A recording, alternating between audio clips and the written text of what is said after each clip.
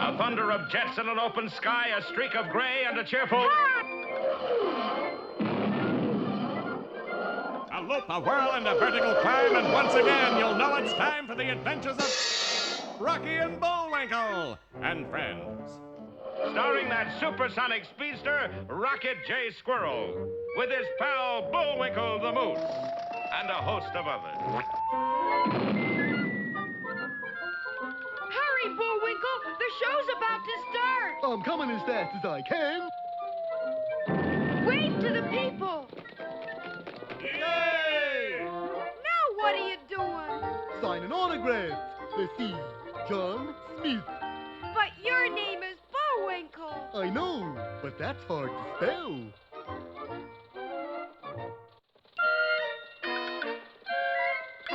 We're gonna have a lot of fun. Come on and join us. Sure, there's always room for one more.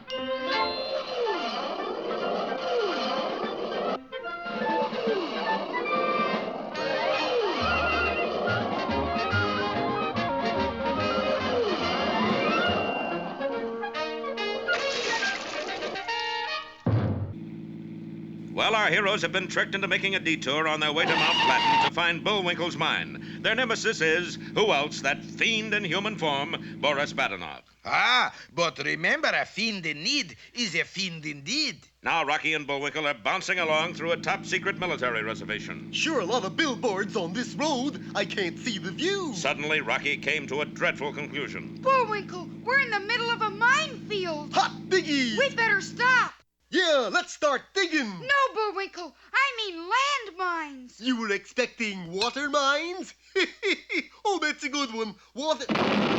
Boy, they got pretty noisy dirt in these parts. I've been trying to tell you, a landmine is kind of an underground bomb. Oh. And we're surrounded by them. Then I guess I won't need the old shovel. Oh, boy, 2 explosions. That should do the dirty trick. Well, cheerio. I'm off to Mount Flatton. We're off, darling. What you are doing here, sweetheart? Keeping you from stealing Moose's mine all for yourself, darling. Who, me? Honey, pumpkin. Would I double-crossing on partner? You tell me. Yes, I would.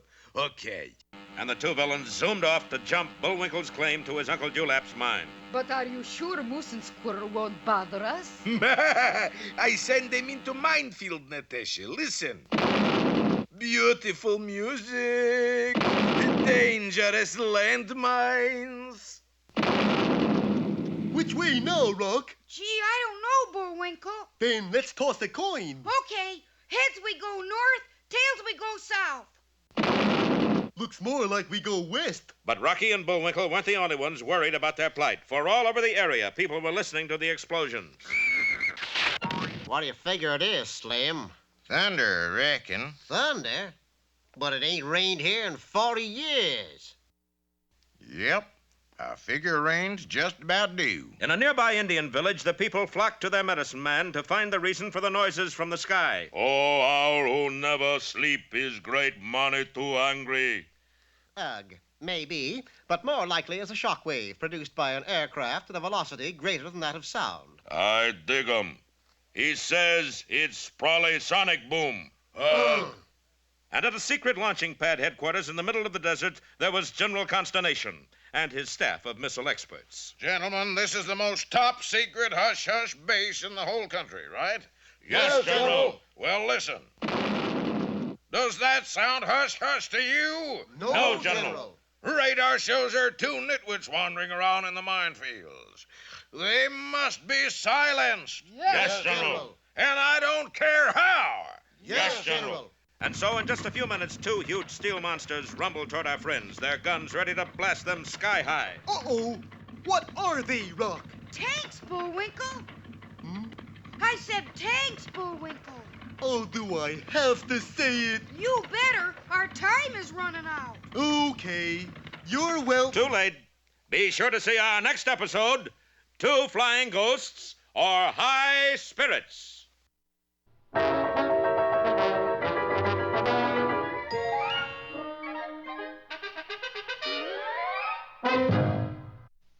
And now it's time for... Time for the dancing fool, Bullwinkle. Again? Do-do-do-do-do-do-do-do-do. And now for one of our special fairy tales. Yeah.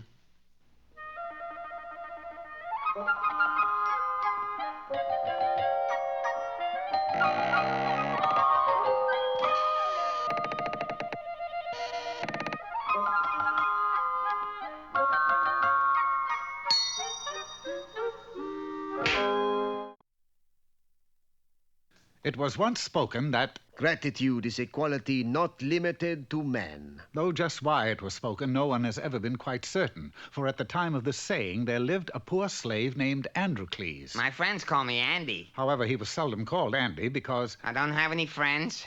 Androcles was owned by a wealthy merchant who treated him cruelly and forced him to work very hard. From morning till night, he did the cooking, made the bed, scrubbed the floors, and mended his master's torn togas. And for the tiniest little mistake, he was punished severely. Oh, hold still, master. There's a fly on your nose. Don't hit him with that, you idiot. You'll hurt me. Get the fly spray. Yes, master. Got him. All right, that did it. Now you know what's going to happen to you. No, master. Not that. Ah, but the merchant showed him no mercy. He made him stand in the corner for 2 hours. Time after time, Androcles tried to please his master and win his gratitude, but never with any success. Come, master. I have prepared a nice hot bath for you. Well, how nice. Oh! Was the water a tiny bit too hot for master? And, of course, he was again severely punished. I can't stand another minute of this inhuman punishment. I'll run away, and I'll search the world for someone who will give me gratitude for what I do. And so he did. For that very night, as his master lay sleeping, he stole out of the house and scurried away into the darkness. The next morning, Androcles was deep in the forest where he was certain his master would never find him. He was walking along his merry way when suddenly a voice called to him from a dense thicket. Oh there, stranger. Ho yourself. Who speaks? It is I. Androcles found himself face to face with the biggest, fiercest-looking lion he had ever seen. He was terrified and turned on his heels to flee and would have gotten away but for a huge tree that slightly blocked his path. Certain that the lion was upon him, he looked over his shoulder but noticed that the beast was simply lying there, moaning and whimpering piteously. What seems to be the trouble? I have a vicious thorn in my paw, and it hurts me terribly. Please have pity. Pull it out for me. Are you kidding? If I got that close to you, you'd grab me and eat me up. Oh, no, I wouldn't. Honest Injun. Remove the thorn. I will be your friend for life. The poor beast's pleadings were so convincing, and he seemed so sincere, that Androcles decided to take a chance. Careful now, careful. Hold still. Oh! The lion was overjoyed with relief and thanked Androcles profusely. You know, I really feel he's grateful. Oh, I am grateful. Androcles was very pleased, for he had finally earned gratitude for something he had done. He bid the lion farewell and went on his way. Several days later, however, fate struck Androcles a cruel blow, for he was captured by soldiers and taken to the city and thrown into the dungeon. It was there that he learned that he was to be used in the circus. Being in the circus isn't too bad. I mean, maybe they'll let me be a clown. It isn't that kind of a circus, friend. They're gonna throw you to the lion. This is sure gonna ruin my summer. The following day, the stands were filled, and the emperor and all his court came to view the spectacle. A hush fell over the arena. Androcles trembled. The signal was given. The steel door creaked open, and with a mighty roar, a gigantic, ferocious lion bounded into the arena. The beast had been kept without food for several weeks to make him even more fierce, and he shook his great head with rage. The quaking Androcles prepared to meet his fate when, suddenly, he recognized the lion as the same one from which he'd removed the thorn. A wave of relief swept over him as he shouted, Leo, wait, it's me, Andy. Do you remember me? Yeah. You took the thorn out of my paw. Right, and you were grateful because I did you a favor, so now you won't eat me. I sure am hungry. I know, but you still won't eat me. I'm your friend. They didn't feed me for 2 weeks. But you still won't eat me, will you? Will you? Lion 1, Androcles. Oh, dear. So as you can plainly see, dear friends, the moral to this story is that if you ever do a favor for a great beast with long teeth and sharp claws, and he tells you that he will be forever grateful, don't you believe him. Because you can just bet your boots that he's a lion.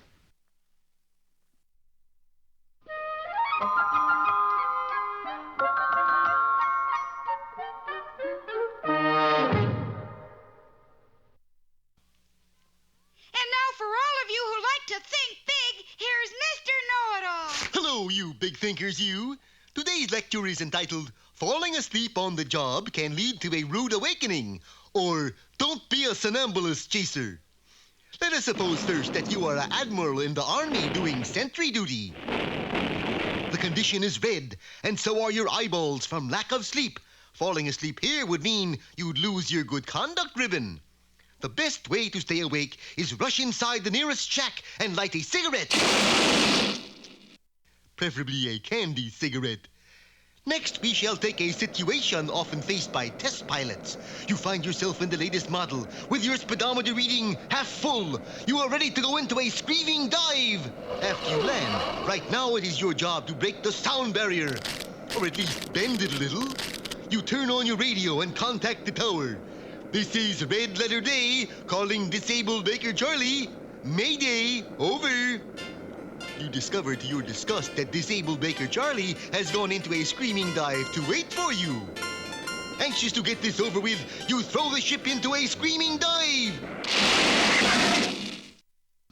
Hiya, fellas.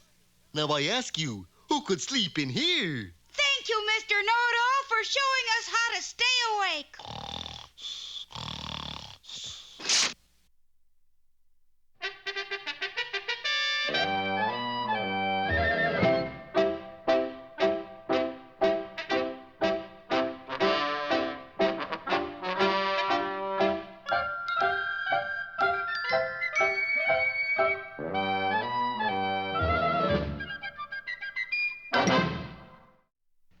Hello out there, Peabody, Sherman, and way back here. Where to today, Mr. Peabody? Paris, Sherman. Illinois? Paris, France. To the laboratory of Europe's most distinguished biologist and chemist, Louis Pasteur. The date, Mr. Peabody? 1888, Sherman. No sooner was the Wayback Machine set into motion than Sherman and I were catapulted back into history. We joined Louis Pasteur in an unusual experiment. Please, Fifi, come down and give me 1 quart of milk. A pint.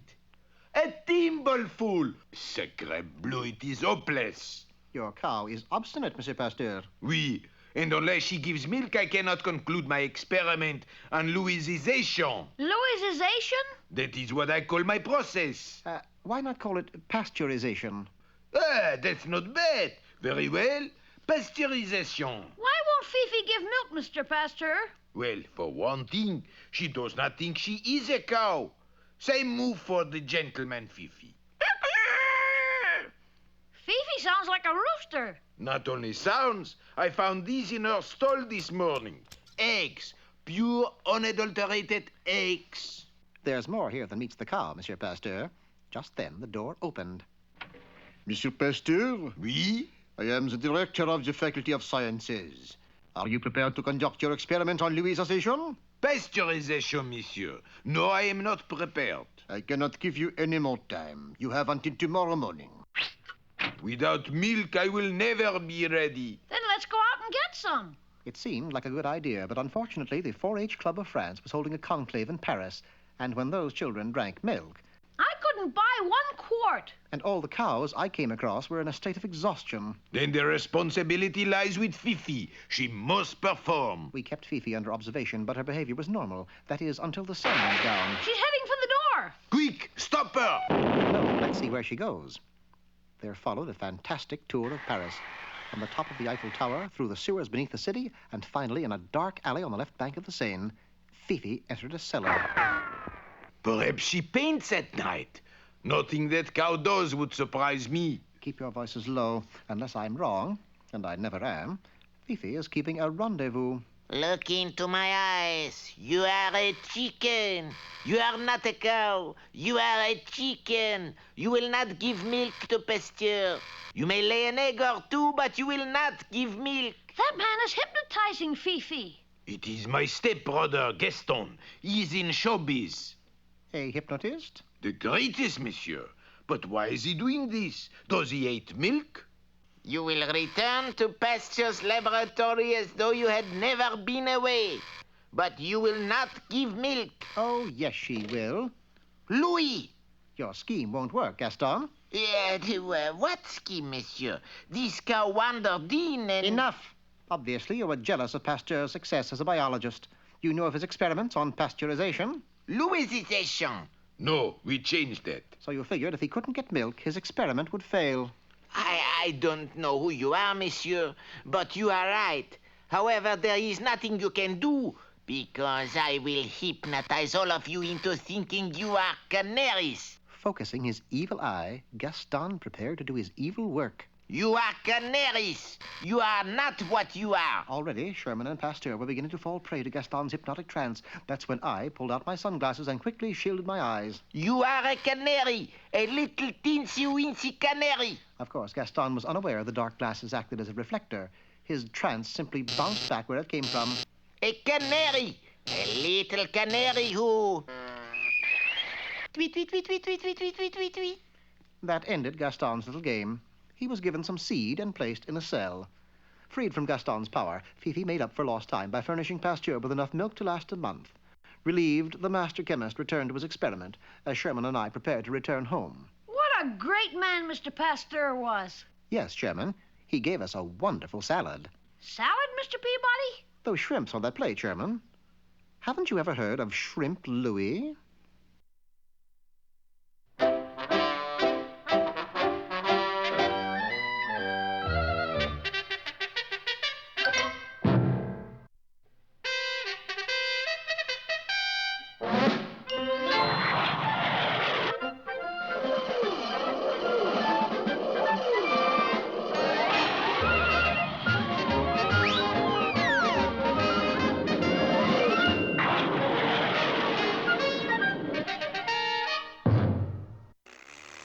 Well, happy days are here again for Boris and Natasha. Boris sent Rocky and Bullwinkle into a secret missile base where they immediately ran into a minefield. Then there was general consternation and his staff, who sent a couple of tanks out to investigate intruders. The two tanks ground to a stop at the edge of the minefield. Then suddenly a loudspeaker blared. This is Major Hardrock of the Intruder Disposal Corps. You are to leave this area immediately. But we can't. We're surrounded by landmines. Yeah, and they go off real easy, too. Why, if we was to just step over there... See what I mean? Very well. This means we must use the Intruder Disposal Unit M3. What do you suppose that M3 unit is, Bullwinkle? I don't know, but I don't like the sound of that word disposal. Then the turrets of the tanks slowly opened. Hokey smoke, Bullwinkle, look at that. I didn't think I'd like it. Yes, an enormous mechanical hand emerged from the tank and firmly clutched our heroes in its iron grip. Now what do you suppose happens? The boys soon found out, for at that moment a huge mechanical foot also made its appearance. Now I know what they mean by disposal. Fire two! And our heroes went sailing through the air. Meanwhile, out on the highway, Boris and Natasha sped along on their motorcycle. Won't be long, Natasha. We'll be at Mount Flatten. You sure Moose and Squirrel won't show up unexpectedly? I'm absolutely positive. By now they've been blown into itsy little bits. They're goners, kaput, all finished. Then who is that we just passed? Ghosts! Must have been ghosts. Hitchhiking. And Boris quickly pulled the motorcycle to a halt. What are you going to do now, Boris? You couldn't guess, Natasha? Me, world's #1 villain, cold-blooded, nerves of steel? What would I do? What? I cry like baby. Boris. And while Boris tried to drain the tears out of his goggles, Rocky and Bullwinkle were still trying to hitch a ride to Mount Flatten. Hey, how about it? Can you give us a... Gee, we could be stranded here from now on, Bullwinkle. Well, I'll stop the next car, Rock. How? I'll just lie down here in the road is what. Hey, that's dangerous. Tut, Rocket. Who in the world would ever run over somebody laying in the middle of the road? Well, now we know who. But it seemed the driver of that large limousine had seen Bullwinkle, for the car stopped and began to back up. Looks like he's coming back for another crack at you, Bullwinkle. Now that is going a little too far. Hey, he's stopping. I told you it'd work. Gee, this is awful nice of you, Mr. He's probably shy, Rocky. Let's just get in. Our heroes did get into the limousine, and it started off down the road. It's a little warm in here, Bullwinkle. Let's roll down a window. Okay, Rock. Hey, that's funny. What? There's no window cranks. No door handles either. Hey, I don't like this, Bullwinkle. I'm not exactly crazy about it myself. Hey, mister, what kind of car is this anyway? But still the driver remained silent. For had our boys only known it wasn't a real driver at all, but only a dummy fastened to the wheel. And yet with no human hand to control it, the limousine roared on faster and faster toward... what?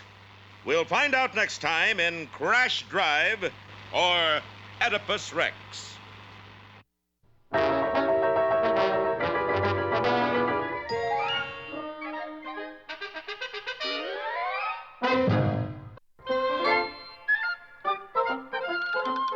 Well, it looks as if our time has just about run out. Mine must be a little slow. You got the credits, Bullwinkle? All on this itty-bitty card. Oop!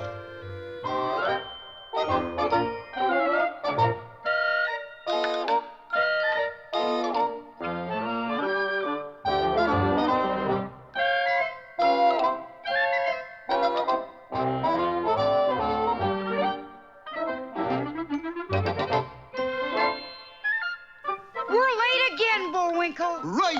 Bye now. See you next time.